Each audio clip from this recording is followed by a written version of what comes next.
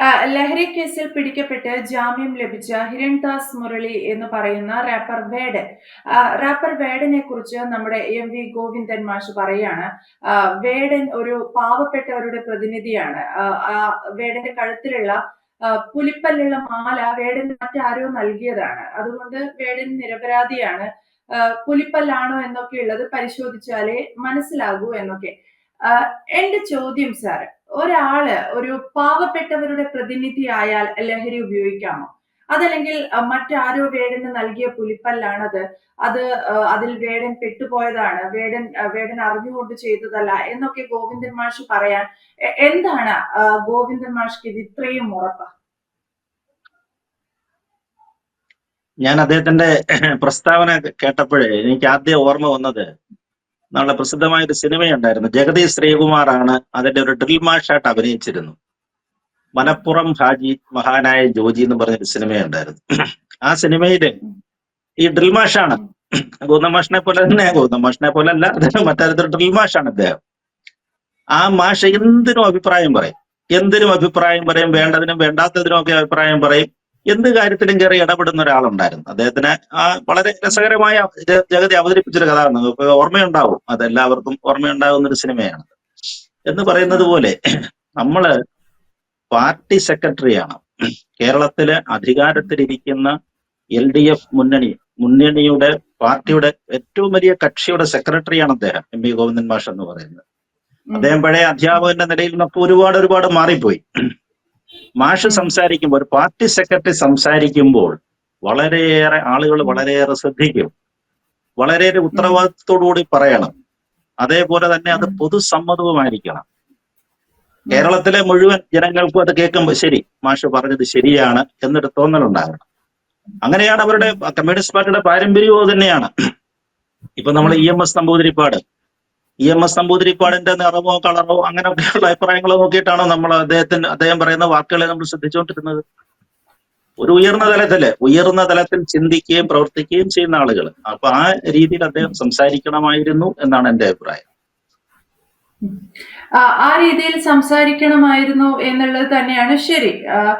സാറിന്റെ ആ അഭിപ്രായം ശരി. പക്ഷെ ഞാൻ ചോദിക്കട്ടെ സാർ, ഒരു നിറത്തിന്റെ പേരിൽ, ജാതിയുടെ പേരിൽ എങ്ങനെയാണ് ഒരു ലഹരി കേസിൽ പോലീസ് പ്രതി എന്ന് കാണിച്ച് അറസ്റ്റ് ചെയ്യപ്പെട്ട് ചോദ്യം ചെയ്ത് പിന്നീട് കോടതി ജാമ്യം കൊടുത്തു വിട്ട ഒരാൾ, ലഹരി കേസിൽ പിടിക്കപ്പെട്ട ഒരാൾ എങ്ങനെയാണ് നിറത്തിന്റെയും ജാതിയുടെയും പേരിൽ ഇങ്ങനെ സംരക്ഷിതനാവുന്നത്?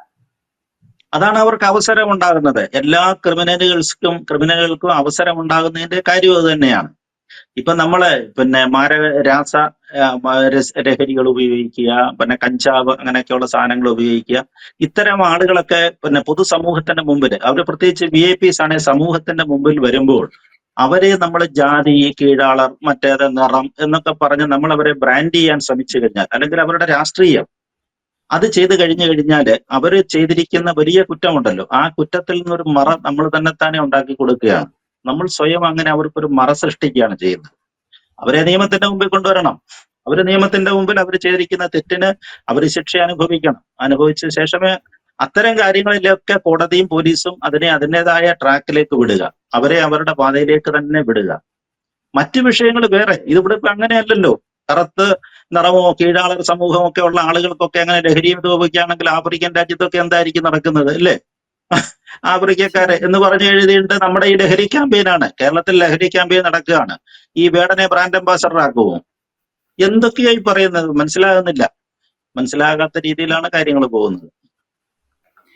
എം.വി. ഗോവിന്ദൻ എന്ന് പറയുന്ന, ഇപ്പൊ രാജഗോപാൽ സാർ പറഞ്ഞ പോലെ ഒരു പാർട്ടിയുടെ, കേരളം ഭരിക്കുന്ന പാർട്ടിയുടെ സെക്രട്ടറിയാണ്. ഇത്തരത്തിലുള്ള ആളുകളെ സംരക്ഷിച്ചു നിർത്തുക വഴി എന്ത് സന്ദേശമായിരിക്കും അദ്ദേഹം നൽകുന്നുണ്ടാകുക, പ്രത്യേകിച്ച് യുവതലമുറയ്ക്ക്? തെറ്റായ സന്ദേശം തന്നെയാണ്. നമ്മൾ പറഞ്ഞില്ലേ, വ്യക്തിപരമായ വൈകല്യങ്ങളും സ്വഭാവ ദൂഷ്യങ്ങളെയും നമ്മൾ വേറൊന്നായിട്ട് കാണുക, അവരുടെ രാഷ്ട്രീയം മറ്റു കാര്യങ്ങളെ നമ്മൾ വേറൊന്നായിട്ട് കാണുക, അവര് പൊതുസമൂഹത്തിൽ ചെയ്യുന്ന ക്രിമിനൽ ആക്ടിവിറ്റീസ് ഉണ്ടെന്നുണ്ടെങ്കിൽ അതിനെ മറ്റൊരു തരത്തിൽ തുറന്നു കാട്ടണം. ഇല്ലെങ്കിൽ അത് വളരെ തെറ്റായ സന്ദേശം തന്നെ കൊടുക്കും. നാളെ ഒരാൾക്ക് ഞാൻ കീഴാളനാണ്, അല്ലെങ്കിൽ മറ്റേ സമുദായത്തിൽപ്പെട്ട ആളാണ്, അല്ലെങ്കിൽ എന്റെ നിറം ഇന്നതാണ്, അല്ലെങ്കിൽ ഞാനൊരു പോപ്പുലറായിട്ടൊരാളാണ് എന്ന് കരുതിയിട്ട് എനിക്ക് എന്തും ചെയ്യാനുള്ള അധികാരമൊന്നുമില്ല. അങ്ങനെ കൊടുക്കരുത്. അങ്ങനെ നമ്മുടെ പറയാം നിയമവ്യവസ്ഥയെ വെല്ലുവിളിച്ചുകൊണ്ട് നമ്മുടെ നാട്ടിലുള്ള നിയമങ്ങളെ വെല്ലുവിളിച്ചുകൊണ്ട് നിൽക്കുന്ന ആളുകളെ ആ രീതി തന്നെ കാണണം. അത് കഴിയട്ടെ, ആ കേസ് കഴിയട്ടെ. ആ കേസ് കഴിഞ്ഞ ശേഷം മറ്റു കാര്യങ്ങളിൽ അദ്ദേഹത്തെ എവിടെയെങ്കിലും മാറ്റി നിർത്തുന്നുണ്ടോ? ഇപ്പൊ ഈ പറഞ്ഞ വേടനെ എവിടെയെങ്കിലും മാറ്റി നിർത്തുന്നുണ്ടോ? അങ്ങനെയൊക്കെയുള്ള കാര്യങ്ങളെ കുറിച്ച് നമ്മൾ അന്വേഷിക്കണം. അങ്ങനെയാണല്ലോ RLV രാമകൃഷ്ണന്റെ കേസിലും ഒക്കെ അങ്ങനെയാണല്ലോ വന്നത്. RLV രാമകൃഷ്ണനെ കുറിച്ചും അത്തരത്തിലുള്ള ഒരു പരാമർശം വന്നു. പരാമർശം വന്ന ശേഷം മാറ്റി നിർത്തി അത് വളരെ വലിയ കഴിവുള്ള കലാകാരനാണ്. അതിനുശേഷമാണല്ലോ അദ്ദേഹത്തിന്റെ ഒരു അംഗീകാരമൊക്കെ നമ്മളിപ്പോൾ കലാമണ്ഡലത്തിൽ അധ്യാപക പോസ്റ്റും അങ്ങനെയൊക്കെ കൊടുക്കും. എന്ന് പറഞ്ഞതുപോലെ സെലിബ്രിറ്റികൾ എന്ത് ചെയ്യുന്നു എന്നുള്ളത് ആളുകൾ ശ്രദ്ധിക്കും. ഇപ്പൊ നമ്മൾ കുട്ടികളെ നമ്മൾ അറിയാതെ പറഞ്ഞില്ലേ, കുട്ടികളെ ഒരുപാട് ഇത് ഫോളോ ചെയ്യുന്നുണ്ട്. ഇപ്പം ശ്രീനാഥ് ഭാസിയും പിന്നെ ടോം ചാക്കോയും ഒക്കെ കോടതി കൊണ്ടുവന്ന് കഴിഞ്ഞു കഴിഞ്ഞപ്പോഴേ അവരൊക്കെ ശരിക്കും ഡ്രഗ്സ് ഉപയോഗിച്ചതിന്റെ പേരിൽ വലിയ കേസിലാണ് അവരെ വന്നത്. ആ കണക്ഷൻ ചോദ്യം ചെയ്യാൻ വേണ്ടിയിട്ടാണ് പോലീസ് വിളിപ്പിച്ചത്. അപ്പൊ നമ്മുടെ കുട്ടികൾ പുറകെ നടന്ന് വിളിക്കുന്നത് നിങ്ങൾ കേട്ടില്ലേ, ഷൈൻ ചേട്ടാ, മറ്റേ ചേട്ടാ എന്നൊക്കെ പറഞ്ഞുകൊണ്ട് വിളിക്കുകയാണ്. അവർക്ക് എന്തോ ഒരു സന്തോഷം പോലാണ് ആളുകളെ കാണുമ്പോൾ. അതാണ് പറഞ്ഞത്. അപ്പൊ അവര് ചെയ്യുന്ന പ്രവൃത്തിയും അവര് ആ ആരാധനയും തമ്മില് നമ്മൾ രണ്ടായിട്ട് കണ്ടെങ്കിലേ പറ്റുള്ളൂ. അവിടെയാണ്, അത് തന്നെയാണ് എന്റെ ചോദ്യവും. നമ്മുടെ പാർട്ടി സെക്രട്ടറി അടക്കം ഇതിനെ വല്ലാതെ നോർമലൈസ് ചെയ്യല്ലേ? തീർച്ചയായിട്ടും അങ്ങനെയുള്ള മെസ്സേജുകൾ പോകരുത്. അത് പ്രത്യേകിച്ച് ഉത്തരവാദിത്തപ്പെട്ട നമ്മൾ പറഞ്ഞത് ഒരു ചെറിയ ആളോ ഒരു പ്രസ്ഥാനത്തിന്റെ ചെറിയ ആളോ ഒന്നും അല്ല. കേരളത്തിലെ കമ്മ്യൂണിസ്റ്റ് പാർട്ടികളെ സംബന്ധിച്ചിടത്തോളം നമുക്കറിയാം, എന്റെ പാർട്ടി സെക്രട്ടറി എന്ന് പറഞ്ഞാൽ മുഖ്യമന്ത്രിയെക്കാട്ടിൽ പവർഫുൾ ആണ്. പാർട്ടിയെ മുഴുവൻ നിയന്ത്രിക്കുന്ന അദ്ദേഹമാണ്, അല്ലേ? അങ്ങനെയൊക്കെയുള്ള വലിയ വലിയ ഉത്തരവാദിത്തം. കേരളം ഭരിക്കുന്ന ഏതാണ്ട് എത്ര സീറ്റിലാണ് അവര് വലിയ ഭൂരിപക്ഷത്തോടുകൂടി കേരളം ഭരിക്കുകയാണ്. അങ്ങനെയുള്ളൊരു മുന്നണിയാണത്. കേരളത്തിൽ ഇത്രയും ഗ്രാസ് റൂട്ട് ലെവലിൽ ഇത്രയും ഇതായിട്ടുള്ള ഒരു കേഡർ സ്വഭാവമുള്ള പാർട്ടിയാണ്. എത്രയോ അണികൾ, എത്രയോ വിശ്വാസികൾ, അല്ലേ, പിന്തുടരുന്നവരൊക്കെ ഉണ്ട്. അപ്പൊ അങ്ങനെയുള്ള സമൂഹത്തിലേക്ക് ഇദ്ദേഹം ഇങ്ങനൊരു മെസ്സേജ് കൊടുത്താലത്തെ അവസ്ഥ എന്താവും? ഇപ്പൊ നാളെ ആർക്കെങ്കിലും അങ്ങനെ തോന്നല് വന്നാൽ എന്ത് ചെയ്യും? എനിക്കും നാളെ തോന്നുകയാണ് ഞാൻ ഒരു കറുത്ത നിറക്കാരനാണ്, അല്ലെങ്കിൽ എനിക്കും നാളെ ഇങ്ങനെ ചെയ്യാം, അല്ലെ ഇച്ചിരി പോപ്പുലാരിറ്റി ഉള്ള ഒരാൾക്ക് അങ്ങനെ തോന്നിയാൽ എന്ത് ചെയ്യും? നമ്മളത് ചെയ്യരുത്. ഇത് ചെയ്യരുത് എന്നുള്ളതാണ് ആ മെസ്സേജ്. വേറെ അത് വേറെ മെസ്സേജ്. അത് നമുക്ക് അത്തരം കാര്യങ്ങൾ വരുമ്പോൾ അവരുടെ പിന്നെ സ്വഭാവ വൈകൃതങ്ങളെയും അവരുടെ സെലിബ്രിറ്റിയെ നമ്മൾ ഒരേപോലെ ചേർത്ത് കാണരുത്. എന്തായാലും നമ്മുടെ ഈ വേടനെ പൊതുവെ കൂടുതലായിട്ടും കാണാറ് ഇടത് വേദികളിലുള്ള പരിപാടികളിലാണ്. അതെല്ലാവരും പറയുന്ന ഒരു കാര്യം കൂടിയാണ്. ഇടത് വേദികളിലെ നിറസാന്നിധ്യമാണ് വേടനും വേടന്റെ പാട്ടും. വേടന്റെ പാട്ട് ഇത്തരം ആളുകൾക്കിടയിൽ വളരെ വളരെ ഹിറ്റാണ്. ആ പാട്ട് ഇഷ്ടപ്പെടാത്ത മലയാളികൾ വളരെ വിരളമാണെന്ന് തന്നെ പറയും. എല്ലാവർക്കും വേടന്റെ പാട്ടൊക്കെ ഇഷ്ടമാണ്.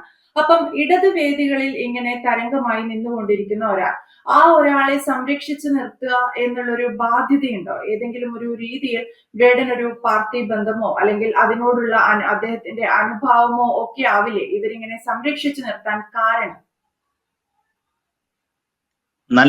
നല്ല രീതിയിൽ പാട്ട് പാടുന്ന ആളുകൾ, ഇപ്പൊ യേശുദാസ് ഏതെങ്കിലും സമൂഹത്തിന്റെയോ നിറത്തിന്റെയോ ജാതിയുടെയോ ആളാണ്? ജയചന്ദ്രൻ എന്തിന്റെങ്കിലും ആളായിരുന്നു? ബ്രഹ്മാനന്ദൻ എന്തിന്റെങ്കിലും ആളായിരുന്നു? നമുക്ക് അങ്ങനെ ഒരുപാട് ഗായകരുണ്ട്. അവരെ നമ്മൾ നിറം നോക്കിയിട്ടൊന്നുമല്ല, അവരിൽ നിന്ന് വരുന്ന അവരുടെ സർഗ വൈഭവമാണ് നമ്മൾ ആസ്വദിക്കുന്നത്, അല്ലേ? അവരുടെ കഴിവിനെയാണ് നമ്മൾ അംഗീകരിക്കുന്നത്. ഒരു പക്ഷെങ്കിൽ അങ്ങനെയായിരിക്കാം വേടന് കിട്ടുന്ന അത്തരം അംഗീകാരങ്ങൾ കിട്ടുന്നത് കൂടുതൽ ഇടതുപക്ഷ വേദികളിലായിരിക്കാം. നമ്മളെ പ്രസിദ്ധനായ ഒരു കാഥികൻ ഉണ്ടായിരുന്നു, നിങ്ങൾ സാംബശിവൻ, അല്ലേ? സാംബശിവൻ എന്ന് പറഞ്ഞാൽ അദ്ദേഹം ഏറ്റവും കൂടുതൽ കേരളത്തിലെ ഏറ്റവും കൂടുതൽ കടാമംഗലം സദാനന്ദനോടൊപ്പം തന്നെ ഏറ്റവും കൂടുതൽ വേദികളിലെ കഥാപ്രസംഗം പറഞ്ഞിട്ടുള്ള ആളാണ്. അതേ ഇടതുപക്ഷ സ്വഭാവമുള്ള ആളാണ്. അത്തരം കഥകളുമാണ് കൂടുതൽ ചെയ്തിട്ടുള്ളത്.